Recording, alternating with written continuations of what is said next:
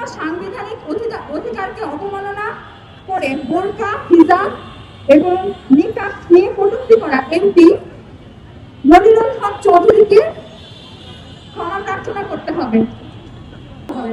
কিন্তু দুঃখের বিষয় যে যখনই হিজাব নিয়ে কথা ওঠে কেন জানি এইসব বন্ধুকে আমরা আর পাশে পাই না। এবং আজকে যে কারণে আমাদের একত্রিত হওয়া, একটা উক্তি ব্যাখ্যা করুন। কি যেন একটা হাঁটতেছে, কিছু একটা হাঁটতেছে, মানে একটা মেয়েকে এইভাবে করে মকারি করতেছেন আমাদের সংসদের উচ্চ আসনে বসে একজন মন্ত্রী। কেন একটা মেয়েকে একটা বস্তু, সে কিভাবে একটা বস্তু হতে পারে? একটা মেয়ে কি মানুষ না? এবং সে হচ্ছে তার নারী সদস্য আরো যারা ছিলেন ওখানে তাদেরকে উদ্দেশ্য করে বলতেছেন যে তারা আমাদেরকে দেখতে পায়, আমি তো তাদেরকে দেখতে পাই না। তারা আসলে কি দেখতে চায়? আমাদের মেধা, যোগ্যতা প্রকাশের জন্য কি আমাদেরকে এখন শরীর প্রদর্শন করতে হবে? কি চায় তারা আসলে এখানে? এটা কি আজকের ঘটনা? না, এটা আজকের ঘটনা না, এটা প্রতিনিয়তই আমাদের সাথে ঘটে। কিছু ঘটনা আপনাদের সাথে শেয়ার করি। চট্টগ্রাম বিশ্ববিদ্যালয় 2022 সাল, এক ছাত্রী হিজাব পড়ায়, তার প্রধান শিক্ষক তাকে বেত্রাঘাত করে। তারপরে রাবি, সেখানেও ছাত্রীকে তার হিজাব নিকাব খুলতে বাধ্য করা হয়। কিছুদিন আগে 2025 সালে ঢাবি শিক্ষার্থী পরীক্ষা দিতে গেলে তাকে শুধুমাত্র হিজাব নিকাব করায় তাকে জোর করা হয়। এবং আরো একটি জরিপের বিষয় বলি, অধিকার সচেতন শিক্ষার্থী সমাজের একটা জরিপ, তারা হচ্ছে 24-এর পরে এই জরিপটা করেছিল এরকম যে যেসব শিক্ষক হিজাব বিরোধী তাদের একটা তালিকা প্রকাশ করে। এখানে 100 জনের তালিকা প্রকাশ হয় এবং তার মধ্যে সর্বোচ্চ বিদ্যাপীঠ ঢাবি 24 জনের নাম ছিল। কিন্তু আপনারা কি মনে করেন এই সংখ্যাটা 100? মোটেই না। আমি বলবো এই সংখ্যাটা হাজারেরও বেশি।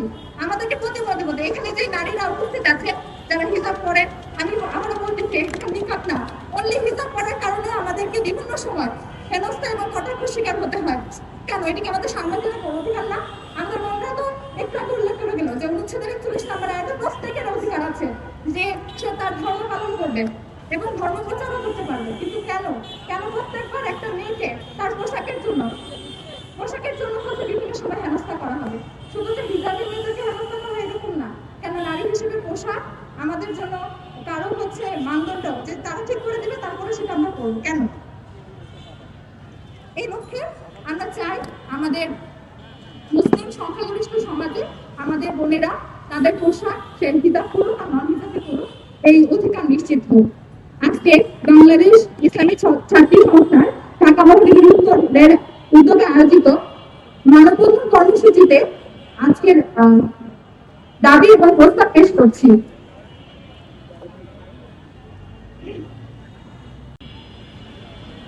আমাদের দাবি, ধর্মীয় সাংবিধানিক অধিকারকে অবমাননা করে বোরকা, হিজাব এবং নিকাব নিয়ে কটূক্তি করা এমপি মনিরুল হক চৌধুরীকে ক্ষমা প্রার্থনা করতে হবে।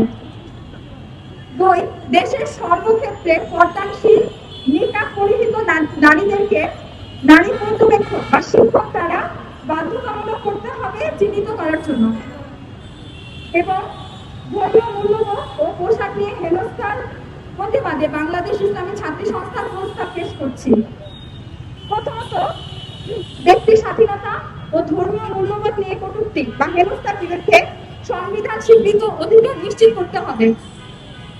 2, প্রত্যেক রাজনৈতিক দলের নিজস্ব দলীয় পরিমণ্ডলের নৈতিকতা এবং মূল্যবোধের চর্চা চালু করার ব্যবস্থা গ্রহণ করতে হবে। তৃতীয়ত, প্রাথমিক ও মাধ্যমিক সকল পর্যায়ে পর্যাপ্ত ধর্মীয় শিক্ষক নিয়োগ নিশ্চিত করতে হবে যেন প্রত্যেক ধর্মের প্রতি মূল্যবোধ চর্চার মানসিকতা নিয়ে বেড়ে ওঠে। এবং আমরা চাই যে আমাদের সমাজে নারীর অধিকার নিশ্চিত হোক এবং আমরা বাংলাদেশ ইসলামী ছাত্রী সংস্থা যতবার নারীদের উপরে বিভিন্ন নিরাপত্তা ইস্যু আসবে আমরা প্রত্যেকবার তাদের অধিকার নিশ্চিত হওয়া পর্যন্ত এই রাজপথে নামতে থাকবো। এবং আপনাদেরকে মনে করিয়ে দিতে চাই, আপনারা যেখানে অবস্থান করতেছেন সংসদে, ওখানে আমাদের মতো হিজাবি মেয়েদের জুলাইয়ের অবস্থান আপনারা ভুলে যাবেন না। এবং মনে রাখবেন, বারবার জেনজি যদি রাস্তায় নামে তাহলে কি করতে পারে। সবাইকে ধন্যবাদ। আসসালামু আলাইকুম।